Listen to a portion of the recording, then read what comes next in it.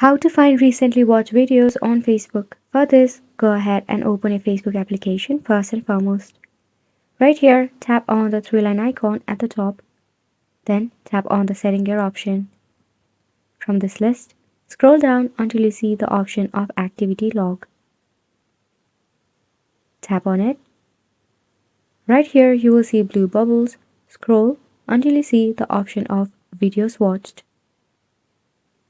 and tap on it.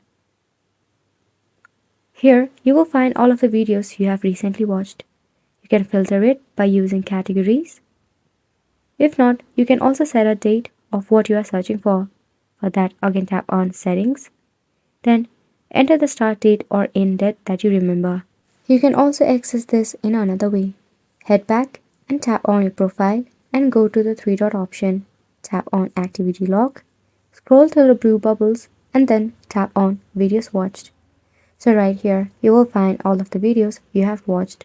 We recommend you to use the filter feature so that Facebook can give you what you are looking for. So go ahead and give this a try, and thank you so much for watching.